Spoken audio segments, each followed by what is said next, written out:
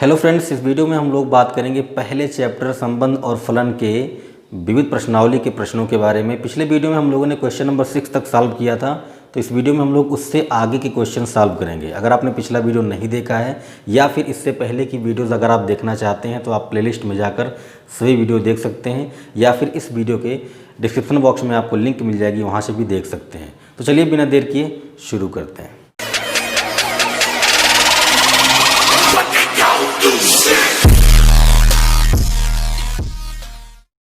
सातवें प्रश्न की बात करें तो इसमें आपको दो फलन दिए गए हैं। एक फलन है f from n to n और दूसरा है g from n to n।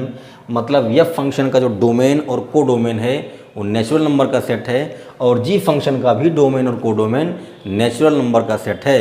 आपसे कह रहा है कि सिद्ध कीजिए कि जो f फंक्शन है, जो f फलन है, ये आच्छादक नहीं है, मतलब आंटो नहीं है, लेकिन गॉस फंक्शन जो है वो आंटो है। तो आपको सिद्ध करना है, अपनी तरफ से उदाहरण देना है और सिद्ध करना है कि f फंक्शन आंटो नहीं है लेकिन गॉस फंक्शन आंटो है। ठीक है, तो देखो कैसे करेंगे। हमने सबसे पहले कह दिया कि हमारे पास f फंक्शन है, क्या है, fx equal to X plus 1। हमने fx को मान लिया कितना, x प्लस 1, और g फंक्शन को हम कह देते हैं कि हमारा जो g फंक्शन है ये क्या है, ये x माइनस 1 है। कब, जब x की वैल्यू 1 से बड़ी है, और gx की वैल्यू 1 है कब, जब x इक्वल टू 1 है। ठीक है, ये एनसीईआरटी में आपको हिंट भी दिया गया है। तो हमने f फंक्शन को मान लिया fx equal to X plus 1, और g फंक्शन को मान लिया gx equal to X minus 1। कब, जब x की वैल्यू 1 से ग्रेटर होगी, और 1 मान लिया कब, जब x की वैल्यू 1 हो। ठीक है, अब हमें क्या करना है, अब हमें प्रूव करना है कि f फंक्शन हमारा आंटो नहीं है लेकिन गॉस फंक्शन आंटो है। तो देखो कैसे करेंगे। सबसे पहले हम f फंक्शन की बात करते हैं। f फंक्शन का डोमेन क्या है, f फंक्शन का डोमेन नेचुरल नंबर का सेट है, और को डोमेन भी क्या है, को डोमेन भी नेचुरल नंबर का सेट है। ठीक है, तो नेचुरल नंबर में आप जानते हैं अच्छी तरह से 1 2 3 4 5 6 7 8 है ना। इसमें भी हो जाएगा 1 2 3 4 5 6 7 8। ठीक है, इस प्रकार से नंबर आएंगे। आप अच्छी तरीके से जानते हैं कि जो डोमेन के एलिमेंट होते हैं इनको आप x बोलते हो, और को डोमेन के एलिमेंट को आप y यानी fx बोलते हो। ये बात आप अच्छी तरह से जानते हैं। सबसे पहले आंटो प्रूव करने के लिए हम लोग क्या करते हैं, हम लोग x की वैल्यू निकालते हैं। तो निकाल लेते हैं, fx को y लिखेंगे, और ये हो जाएगा y इक्वल टू कितना, x प्लस 1। यहाँ से आपको x की वैल्यू मिल जाएगी कितनी, y माइनस 1। x की वैल्यू कितनी मिलेगी, y माइनस 1। अब आपको क्या करना है, आपको y की वैल्यू यहाँ से, y क्या है, को डोमेन का एलिमेंट है, तो आप यहाँ से कोई भी y लेंगे, इसमें ला के रखेंगे, और देखेंगे कि क्या जो x आता है वो इसके डोमेन में है, इस सेट में है। तो देख लो, मैं कहता हूँ कि मैं y इक्वल टू 1 लेता हूँ, y इक्वल टू 1 लेता हूँ। जब यहाँ पर आप ला के रखोगे तो x इक्वल टू कितना आएगा, 1 माइनस 1 इक्वल टू कितना, 0। क्या 0 नेचुरल नंबर है, क्या 0 इसमें होगा, नहीं होगा।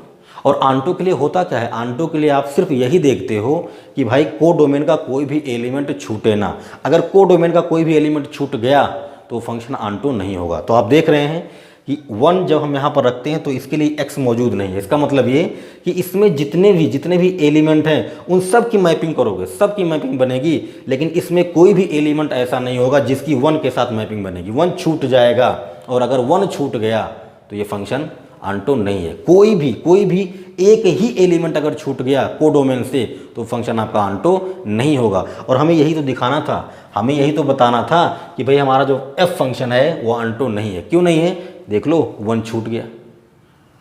सारे के सारे एलिमेंट अगर एग्जॉस्ट हो भी जाते हैं, 1 छूट जाता है तो फंक्शन आपका आंटो नहीं होगा। ठीक, कोई भी एलिमेंट नहीं छूटना चाहिए। तो यहाँ से आप लिख देंगे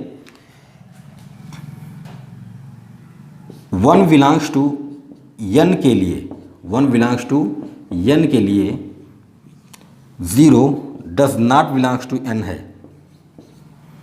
अर्थात सह प्रांत के अवयव 1 के लिए प्रांत में कोई भी अवयव का मतलब 0।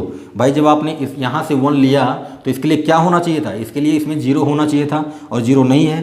तो ऐसा बोल सकते हैं कि सह प्रांत के अवयव एक के लिए प्रांत में कोई भी अवयव मतलब 0 नहीं है, 0 नहीं है। बोलेंगे अतः एफ एक्स आंटो यानी आच्छादक नहीं है। बात आई समझ में? भाई हमने सह प्रांत से एलिमेंट 1 को सिलेक्ट किया, यहाँ पे लाके रखा और देखा कि x की वैल्यू 0 आ रही है और 0 तो इसमें होगा नहीं। क्यों? क्योंकि भाई नेचुरल नंबर का सेट है, नेचुरल नंबर में 0 कहाँ होते हैं, तो एक के लिए इसमें 0 नहीं है, इसलिए फंक्शन आपका आंटो नहीं है। तो ये तो बात रही f फंक्शन की, हमने f फंक्शन को दिखा दिया कि ये आंटो नहीं है। अब बात करते हैं गॉफ फंक्शन की। बात करेंगे गॉफ फंक्शन की, तो सबसे पहले हम लोग गॉफ x की वैल्यू निकाल लेते हैं। देखो यहाँ से ऑपरेशन ओ हटाओगे तो ब्रैकेट लग जाएगा, ये हो जाएगा जी ऑफ एफ एक्स की वैल्यू है x+1 तो ये हो जाएगा gx+1। और यहाँ देखो gx बराबर कितना है x-1, कब? जब x की वैल्यू 1 से बड़ी होगी, और यहाँ पर 1 है कब? जब x 1 के इक्वल होगा। ठीक, तो यहाँ पर g फंक्शन की 2 डिफिनेशन है, इन दोनों में से कौन सा यहाँ पर यूज करें, कौन सा यूज करें? तो छोटा सा दिमाग लगाओ आप।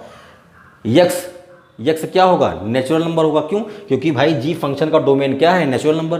तो यहाँ पर x की वैल्यू क्या होगी? कोई भी प्राकृतिक संख्या हो जाएगी, कोई भी नेचुरल नंबर। अगर इसका डोमेन नेचुरल नंबर है तो आप यहाँ पर नेचुरल नंबर ही तो रखोगे। तो यहाँ पर देखो x का आप कोई भी मान रख दो, चाहे 1 रखो, 2 रखो, 3 रखो, कुछ भी रख दो, और उसमें जैसे एक जोड़ोगे तो टोटल वैल्यू जो आएगी वो क्या होगी? 1 से बड़ी होगी। और 1 से बड़ी के लिए भाई x ग्रेटर देन 1, इसके लिए g फंक्शन की डिफिनेशन क्या है? x-1। इसका मतलब कि यहाँ पर हम लोग ये वाला डिफिनेशन यूज करने वाले हैं। भाई देख लो x क्या है? x नेचुरल नंबर है। क्यों? क्योंकि इसका डोमेन क्या है? नेचुरल नंबर है। और अगर आप यहाँ पर कोई भी नेचुरल नंबर रखोगे तो x+1 जो भी आएगा वो 1 से बड़ा होगा। ठीक है, तो देखो यहाँ पर क्या हो जाएगा, यहाँ पर x की जगह पर अब आप x+1 रखोगे तो यहाँ भी x+1 हो जाएगा। तो यहाँ से गॉफ x की वैल्यू मिलेगी आपको कितनी? x+1, यहाँ पर x+1 रख दिया और -1 पहले से है, ये हो गया कैंसिल। तो यहाँ से आपको मिल गया गॉफ x इक्वल टू कितना? x। ठीक है, बेसिकली हमने किया क्या, हमने 2 फंक्शन को मिला दिया, g और f फंक्शन को मिलाया, मतलब उनका कंपोजिशन किया तो हमें गॉफ फंक्शन मिला। तो अगर आप 2 फंक्शन को मिलाते हो तो जो नया फंक्शन आएगा उसका भी अपना डोमेन होगा, अपना भी कोडोमेन होगा। तो देख लो गॉफ फंक्शन का डोमेन क्या होगा? गॉफ फंक्शन का डोमेन नेचुरल नंबर होगा और कोडोमेन भी क्या होगा? नेचुरल नंबर होगा। मैंने जब कंपोजिशन ऑफ फंक्शन पढ़ाया था तो वहाँ पर मैंने पूरे डिटेल में बताया था कि जब हम 2 फंक्शन को मिलाते हैं तो जब तीसरा फंक्शन निकल के आता है तो उसका डोमेन और कोडोमेन कैसे मिलता है, आप वहाँ से देख सकते हैं, समझ सकते हैं। तो गॉफ फंक्शन का जो डोमेन होगा, गॉफ फंक्शन का जो डोमेन होगा वो नेचुरल नंबर होगा और इसका जो कोडोमेन होगा वो भी नेचुरल नंबर होगा। ठीक है, तो देखो अब हमें ये चेक करना है कि ये फंक्शन आंटो है कि नहीं। इसके लिए बहुत सिंपल सा काम है, मैपिंग बना डालो। लो डोमेन नेचुरल नंबर का है और कोडोमेन भी क्या है? नेचुरल नंबर का है। यहाँ पर हो जाएंगे 1 2 3 4 5 6, यहाँ भी हो जाएंगे 1 2 3 4 5 6। ठीक है, ये वैल्यू ऑफ x होती हैं और ये वैल्यू ऑफ y होती है, मतलब fx होती हैं, ये हम अच्छी तरह जानते हैं। अब देखो जब हम किसी फंक्शन को आंटो प्रूव करते हैं तो उस फंक्शन को पहले y लिखते हैं, तो हम इसको क्या लिखेंगे? इसको हम y लिख देंगे, तो ये हो जाएगा y = x। हम इसे ऐसा भी लिख सकते हैं x = y। हमने क्या किया भाई, अगर आपको कोई फंक्शन दिया होता है fx = x+1 तो आप क्या करते? आप fx को y लिखते और यहाँ से आप x की वैल्यू निकालते। यही तो करते हैं आप, तो बस वही काम किया मैंने, गॉफ x को y लिख दिया और यहाँ से हमको x की वैल्यू मिल गई कितनी? x = y। अब हम क्या करेंगे, अब हम इसके कोडोमेन से कोई भी एलिमेंट उठाएंगे, यहाँ पर रखेंगे और देखेंगे कि जो x की वैल्यू आती है क्या इस सेट में है, मतलब इस फंक्शन के डोमेन में है। तो देख लो y = 1 लिया, यहाँ पर रखोगे x = 1 मिलेगा। जब आप y की वैल्यू 1 रखोगे तो x क्या मिलेगा? वो भी 1 मिलेगा, क्योंकि जब दोनों आपस में बराबर हैं तो जो y होगा वही x होगा, तो जो y होगा वही x होगा, जो y होगा वही x होगा, जो y होगा वही x होगा। ऐसे इसमें जितने भी एलिमेंट हैं सभी के सभी किसी ना किसी एलिमेंट के इमेज होंगे। तो साफ साफ दिख रहा है कि आपका गॉफ फंक्शन जो है वो क्या है? आंटो है। ठीक है, आंटो फंक्शन के लिए क्या होता है? को डोमेन में कोई भी एलिमेंट छूटना नहीं चाहिए। तो आप बोल दोगे अतः प्रत्येक y ∈ n के लिए x बिलोंग्स टू n का अस्तित्व है, अतः गॉफ x क्या है, ऑन्टो यानी आच्छादक है। ठीक है, तो ये था आपका 7वां प्रश्न। अब बात करते हैं अगले प्रश्न की। बात करते हैं 8वें प्रश्न की। 8वें प्रश्न में कह रहा है कि कोई आरिक्त समुच्चय x है, मतलब नॉन एम्प्टी सेट x है। इसके एलिमेंट को लेकर के आप एक पावर सेट बनाएंगे, एक घात समुच्चय बनाएंगे px, और px के एलिमेंट्स को लेकर के आप एक संबंध बनाएंगे r। उस संबंध को चेक करना है कि वो संबंध तुल्यता संबंध है कि नहीं। तुल्यता के लिए आप जानते हैं कि कोई भी संबंध अगर स्वतुल्य, सममित और संक्रामक है तो तुल्यता संबंध कहलाती है। ठीक है, तो आपको एक संबंध बनाना है, और उस संबंध के लिए कंडीशन ये है कि अगर आप दो एलिमेंट लेते हैं a और b, तो a b से संबंधित तभी होगा जब a b का उप समुच्चय हो। ठीक है, देखो कैसे करेंगे। सबसे पहले आप मान लो कि मेरे पास एक समुच्चय है x, इसमें एलिमेंट है 1 2 3। ठीक है, तो किसी समुच्चय के एलिमेंट्स को लेकर के अगर आप कोई सेट बनाते हो, कोई समुच्चय बनाते हो, तो उसको बोलते हैं उप समुच्चय। तो इस समुच्चय के एलिमेंट को लेकर हम ऐसे कितने समुच्चय बना सकते हैं। देखो, एक समुच्चय तो मेरे पास ये हो सकता है जिसमें केवल 1 हो, दूसरा केवल 2, तीसरा केवल 3, चौथा 1 2 हो, पाँचवा 2 3 हो, छठवां हो सकता है 1 3, सातवां हो सकता है 1 2 3, और आठवां हो सकता है एम्प्टी सेट। भाई ऐसा भी कोई समुच्चय हो सकता है जिसमें कोई एलिमेंट ही ना हो। ठीक, इन सभी उप समुच्चयों को लेकर जब आप एक समुच्चय बनाते हैं तो उसे हम बोलते हैं क्या, px, यानी घात समुच्चय, पावर सेट। बात आई समझ में। तो ये हो गया px। इस px में जो एलिमेंट लिखे गए हैं ये सभी क्या है, ये सभी एलिमेंट हैं इस px के लिए। तो इस px में जितने भी एलिमेंट लिखे गए हैं ये सभी क्या हैं, इस समुच्चय x के उप समुच्चय हैं। ठीक, मतलब इसके एलिमेंट को लेकर के आप ये सभी उप समुच्चयों को बनाए हो। ठीक है, अब देखो आपसे कह रहा है कि आप एक संबंध बनाइए, उस संबंध में जो भी एलिमेंट होंगे वो px से लिए जाएंगे, और शर्त ये है कि अगर आपने मान लो कि इस px से एक एलिमेंट a लिया, एक एलिमेंट b लिया, तो ये दोनों एक दूसरे से संबंधित तभी होंगे जब a क्या हो, b का उप समुच्चय हो। a is related to b, मतलब a और b एक दूसरे से संबंधित होंगे कब, जब a b का उप समुच्चय, मतलब पहले वाला दूसरे का क्या हो, उप समुच्चय हो। ठीक, फॉर एवरी a क्या होगा, a px से लिया जाएगा और b भी क्या होगा, px से लिया जाएगा। ये बात समझ में आई। तो आपको एक संबंध बनाना है जिसमें दोनों एलिमेंट px से लिए जाएंगे, और ये दोनों एलिमेंट एक दूसरे से संबंधित तभी होंगे जब a और b में a क्या हो, b का उप समुच्चय हो। मतलब पहले वाला दूसरे का अगर उप समुच्चय है तो ये संबंध आपका वैलिड होगा। अगर ऐसा कहीं हो जाए कि पहला वाला दूसरे का उप समुच्चय नहीं है, तो वो एलिमेंट इसमें नहीं होगा। इसमें वही एलिमेंट होंगे जो a, b के रूप में हो और पहले वाला दूसरे का क्या हो, मतलब a b का उप समुच्चय हो। ठीक, तो इसी संबंध को आपको चेक करना है कि ये संबंध तुल्यता है कि नहीं। तो तुल्यता के लिए आपको सबसे पहले स्वतुल्य चेक करना होगा, फिर सममित चेक करना होगा, और उसके बाद संक्रामक चेक करना होगा। ठीक, तो सबसे पहले हम स्वतुल्य की बात करते हैं। स्वतुल्य के लिए आप अच्छी तरह से जानते हैं कि संबंध में जितने भी ऑर्डर पेयर हैं, मतलब जितने भी एलिमेंट हैं वो a, a होने चाहिए। a का मतलब ये है कि सेट में जितने भी एलिमेंट होते हैं उन सभी का डबलेट होना चाहिए। तो स्वतुल्य के लिए कंडीशन ये है कि संबंध में जो एलिमेंट होंगे वो a, a के रूप में होने चाहिए। a, a का मतलब ये है कि जो पहला एलिमेंट है वही दूसरा भी होना चाहिए। ठीक, अब देखो ध्यान से आप, स्वतुल्य के लिए मैं अगर बोल दूं कि a, इस संबंध में है for every a belongs to px। मैंने कहा कि इस संबंध में a, a है। अगर इस संबंध में a, a है तो इसका मतलब ये होगा कि पहले वाला दूसरे का उप समुच्चय हो। भाई a, b का क्या मतलब है, a, b का मतलब है कि a और b एक दूसरे से तभी संबंधित होंगे जब पहले वाला एलिमेंट दूसरे का उप समुच्चय हो, मतलब पहला सेट दूसरे का क्या हो, सबसेट हो। तो देखो ना, मैंने कहा कि a, a इस संबंध में है, इसका मतलब ये है कि a क्या है, ए का सबसेट है। और ये बात सही है, ये बात सही है। कोई भी समुच्चय ले लो, कोई भी समुच्चय ले लो, दुनिया का कोई भी समुच्चय होगा वो खुद का तो उपसमुच्चय होता ही है। आप इसमें से कोई भी एलिमेंट ले लो, आप कह दो कि मैं 3 लेता हूँ, ये एक सेट है, ये क्या है, एक समुच्चय है। तो अगर आप ए की वैल्यू, इसको आप मान लो ए, अगर आप इसको ए मानते हो, इसको आप ए मानते हो, तो क्या ये समुच्चय खुद का उपसमुच्चय नहीं होगा? बिल्कुल होगा।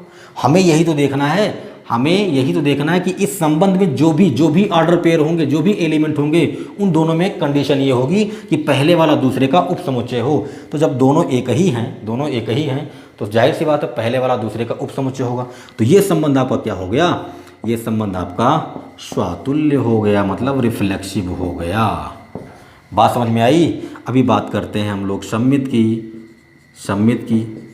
सममित मतलब सिमेट्रिक। सिमेट्रिक में क्या होता है कि अगर किसी संबंध में ए बी है तो बी ए भी होना चाहिए, मतलब हर ऑर्डर पेयर का उल्टा होना चाहिए। ठीक, तो देखो आप कह दो कि इस संबंध में ए बी है, इस संबंध में ए बी है, इसका मतलब ये होगा कि ए सबसेट बी है, ए सबसेट बी है।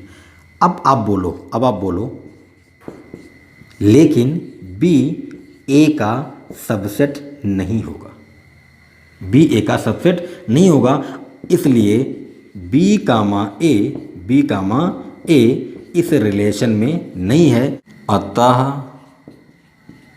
आर सममित नहीं है। हो सकता है कि आपको ये बात समझ में ना आई हो, इसको मैं एग्जांपल लेकर समझाता हूँ। ठीक है, देखो मैंने कह दिया कि a बराबर मैं 2 लेता हूँ और b बराबर मैं 1 2 लेता हूँ। बात समझो, मैंने इसको a मान लिया, इसको मैंने b मान लिया। ठीक है, a मान लिया, इसको b मान लिया। अब देखो ध्यान से, क्या ये वाला समुच्चय इसका उपसमुच्चय नहीं है? बिल्कुल है।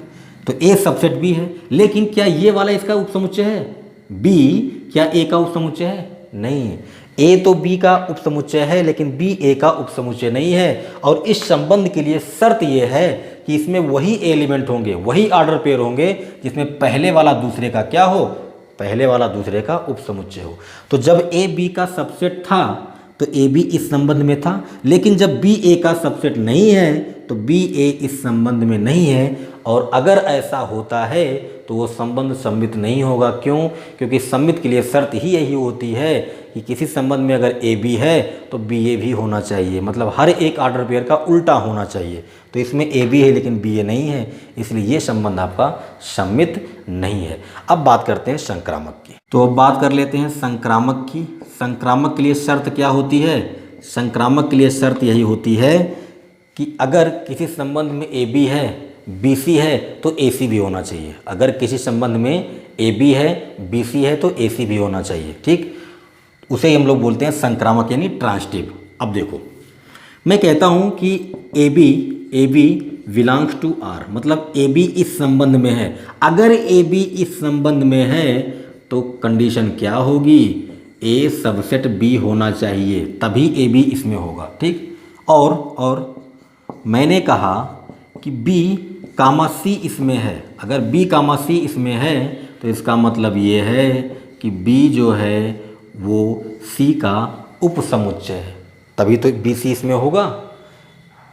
तब देखो ध्यान से, अगर ए बी का सबसेट है, बी सी का सबसेट है, तो ए सी का सबसेट होगा, ए सी का सबसेट होगा। और अगर ए सी का उपसमुच्चय हुआ तो ये एम्प्लाई करेगा कि ए सी इस रिलेशन में है for every A B C belongs to P X. अतः आर संक्रामक है। आर क्या है? संक्रामक है।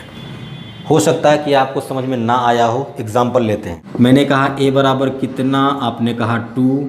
मैंने कहा b बराबर कितना, आपने कहा ले लीजिए 1 2। फिर मैं कहता हूँ कि c बराबर कितना, तो आप कह देते हो कि 1 2 3। मतलब इसको मैंने a मान लिया, इसको मैंने b मान लिया और इसको मैंने c मान लिया। ठीक है, अब ध्यान से देखो, ये वाला समुच्चय क्या इसका उपसमुच्चय नहीं है? बिल्कुल है। ये वाला समुच्चय क्या इसका उपसमुच्चय नहीं है? बिल्कुल है। देखो ना, ए बी का उपसमुच्चय है, ए बी का उपसमुच्चय है। और बी भी क्या है, सी का उपसमुच्चय है। तो यहाँ ध्यान से देखो, क्या ए सी का उपसमुच्चय नहीं है? बिल्कुल है। उपसमुच्चय होने का मतलब ये है कि जो ए वाला समुच्चय बना होगा वो सी के एलिमेंट को लेकर बना होगा। ठीक, ध्यान से देखो, ए क्या है, सी का उपसमुच्चय है। हमें यही तो चाहिए था कि ए बी का उपसमुच्चय हो, बी सी का उपसमुच्चय हो और ए सी का उपसमुच्चय हो जाए। तो हमारा संबंध क्या होगा, हमारा संबंध संक्रामक होगा। तो ये संबंध जो था स्वातुल्य, स्वातुल्य था, सम्मित, सम्मित नहीं था, संक्रामक, संक्रामक है। तो देखो, तुल्यता के लिए ये तीनों शर्तें पूरी होनी चाहिए, मतलब स्वतुल्य, सम्मित और संक्रामक होना चाहिए। लेकिन स्वतुल्य और संक्रामक है, सम्मित नहीं है। आप लिख दोगे अतः, अतः आर तुल्यता संबंध नहीं है। ठीक है, तो ये था आपका 8वां प्रश्न। अब बात करते हैं अगले प्रश्न की। 9वें प्रश्न की बात करें तो 9वें प्रश्न में कह रहा है कि एक आरिक्त समुच्चय x पर कोई द्विआधारी संक्रिया स्टार इस प्रकार दी गई है कि star from px cross px to px। यहाँ पर स्टार का मतलब है कि जब भी आप दो एलिमेंट के बीच स्टार ऑपरेशन लगाएंगे तो क्या करेगा, उन दोनों का इंटरसेक्शन देगा, उन दोनों का सर्वनिष्ठ देगा। जब मैंने आपको बाइनरी ऑपरेशन पढ़ाया था तो मैंने आपको वहाँ पर बताया था कि स्टार ऑपरेशन का मतलब कुछ भी हो सकता है। इसका मतलब हो सकता है एडिशन, इसका मतलब सब्ट्रैक्शन, इसका मतलब मल्टीप्लिकेशन, इसका मतलब डिवीजन, इसका मतलब LCM, HCF, maximum, minimum, intersection, union, कुछ भी हो सकता है। तो यहाँ पर स्टार का मतलब क्या है, इंटरसेक्शन। मतलब ए और बी के बीच जब आप स्टार ऑपरेशन लगाएंगे तो क्या करेगा, उन दोनों में जो कॉमन होगा वही वैल्यू आपको दे देगा। A B belongs to P X है, ए और बी क्या है, पी एक्स के एलिमेंट है। और पी एक्स क्या है, पी एक्स क्या है, पी एक्स पावर सेट है, यानी घात समुच्चय है। घात समुच्चय क्या होते हैं, उप समुच्चयों के समुच्चय को घात समुच्चय कहते हैं।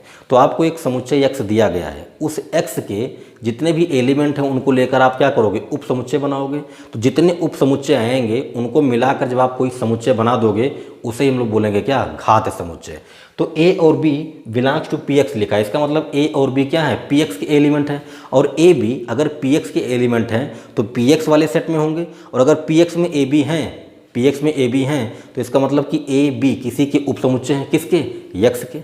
भाई x के जितने भी एलिमेंट होंगे उन्हीं को लेकर के आप उपसमुच्चय बनाओगे, और जितने उपसमुच्चय आएंगे उन्हीं को लेकर आप px बनाओगे। तो px में जो एलिमेंट होंगे वो क्या होंगे, उपसमुच्चय होंगे, किसके, x के। तो हम सीधे तौर पे कह सकते हैं कि a और b क्या हैं, x के उपसमुच्चय हैं। ठीक है, तो ये तो रही बात। यहाँ पर स्टार का मतलब है इंटरसेक्शन। ठीक, हमें बताना है कि x जो है वो क्या है, तत्समक अवयव है, और यही x व्युत्क्रमणीय अवयव भी है। अच्छे तरीके से जानते हो कि अगर a star e equal to A हो जाए या E star A equal to आपको ए मिल जाए, तब यही ई क्या होता है, यही ई तत्समक अवयव होता है। मतलब मेरे पास कोई एलिमेंट ए था, उसके साथ जब मैंने ई को लिया और स्टार ऑपरेशन लगाया तो मुझे वापस ए मिल गया, या फिर ई स्टार ए मैंने निकाला तो मुझे ए मिल गया, तब यही ई क्या होता है, ई तत्समक अवयव होता है।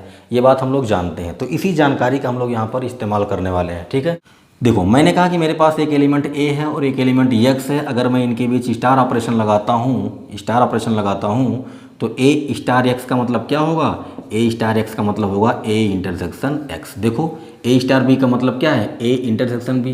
तो ए स्टार एक्स का मतलब क्या होगा, ए इंटरसेक्शन एक्स। इसकी वैल्यू मुझे क्या मिलेगी, ए मिलेगी। ठीक है, या फिर मैं कहता हूँ कि एक्स स्टार ए क्या होगा।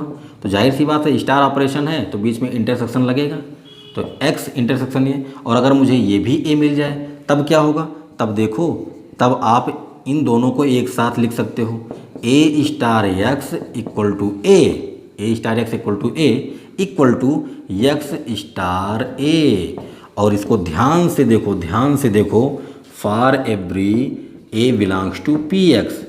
आप इसको देखो और इसको देखो ना, a star e equal to A मिला था, equal to E star A था। यहाँ पर देखो ए स्टार एक्स की वैल्यू ए मिली है और एक्स स्टार ए की वैल्यू भी ए मिली है। मतलब ए के साथ आपने एक्स को लिया, बीच में स्टार ऑपरेशन लगाया, अगर आपको वापस ए मिल जाता है तो इसका मतलब यही एक्स क्या है, यही एक्स तत्समक अवयव है। तो आप बोलेंगे अतः एक्स क्या है, तत्समक अवयव है। ठीक है, वैसे एक्स की बात करें तो एक्स क्या है, एक्स वही आरिक्त समुच्चय है जो शुरू में बोला है ना कि एक आरिक्त समुच्चय एक्स पर द्विआधारी संक्रिया दर्शाई गई है, तो एक्स क्या है, वही आरिक्त समुच्चय है। और ए क्या है, ए पी एक्स का एलिमेंट है, पी एक्स का एलिमेंट है, और पी एक्स में जो एलिमेंट होंगे वो एक्स के क्या होंगे, उप समुच्चय होंगे, तो जाहिर सी बात है ए क्या है, एक्स का उप समुच्चय है। ठीक है, तो अगर A star X equal to A मिल जाए, X star A equal to A मिल जाए, तो यही एक्स क्या होता है, तत्समक अवयव होता है।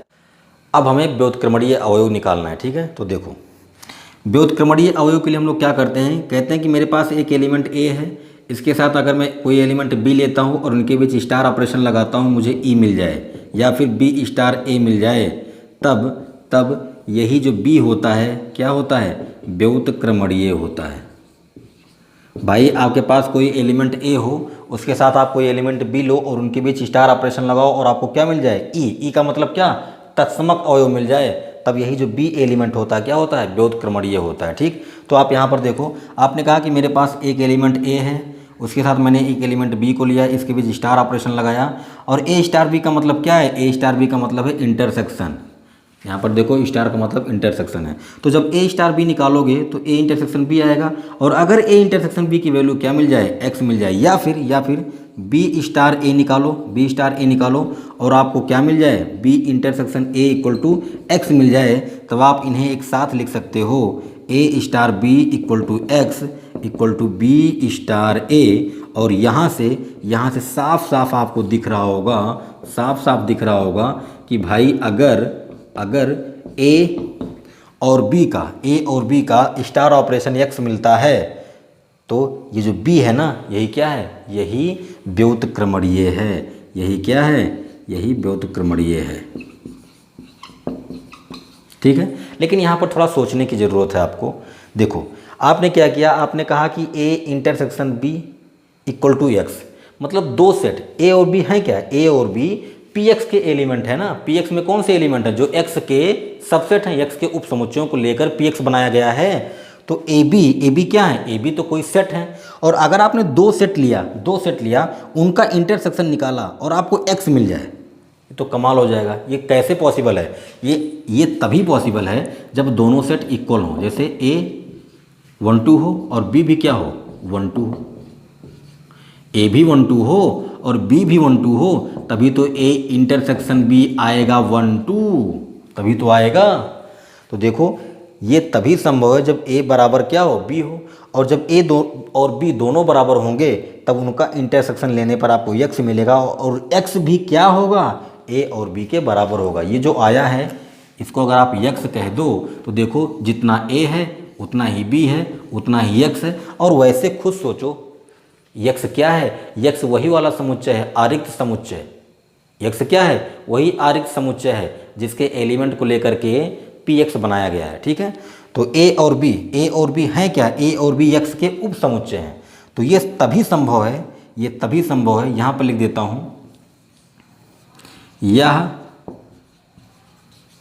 तभी संभव है जब क्या हो, ए बराबर बी बराबर एक्स हो। ठीक है, तो ये था आपका क्वेश्चन नंबर 9। मैं उम्मीद करता हूँ आप समझ गए होंगे।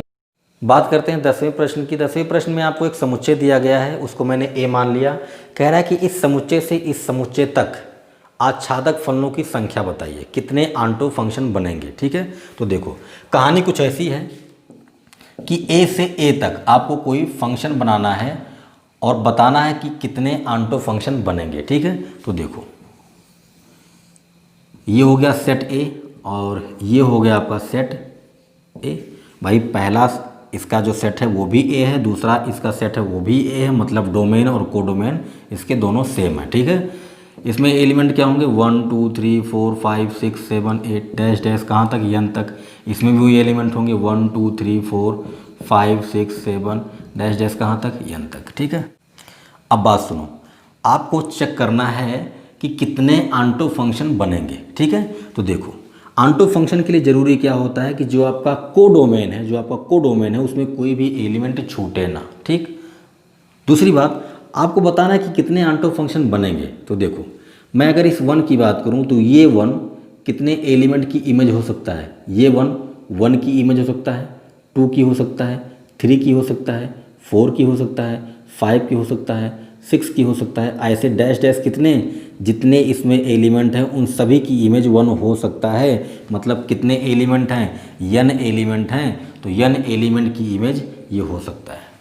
बात आई समझ में? अब सुनो, तो जब मैंने 1 की बात की तो n एलिमेंट्स में से कोई एक एलिमेंट होगा जिसकी 1 इमेज होगी, ठीक है, हो गया। अब सुनो, अब 1 तो हो गया, अब अगर 2 की बात करूँ मैं 2 की, तो 2 कितने एलिमेंट्स की इमेज हो सकता है, 2 कितने की हो सकता है? ध्यान से सुनो, इसमें n एलिमेंट थे, उनमें से एक एलिमेंट की इमेज 1 हो चुका, तो एक एलिमेंट इसमें से निकल चुका है। अब कितने बचे हैं? n-1। कितने बचे हैं? n-1।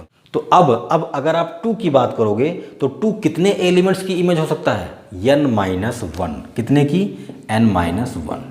ठीक, अब 2 की बात हमने कर ली, अब 3 की करेंगे तो 3 कितने एलिमेंट की इमेज हो सकता है? देखो n-1 निकल चुके, कौन बचा? n-2। समझ में आ रही बात? ऐसे 4 की बात करोगे तो n-3, ऐसे डैश डैश कहाँ तक? 1 तक। लास्ट तक जब आप पहुँचोगे तो केवल एक एलिमेंट बचेगा, ठीक। और ये है क्या?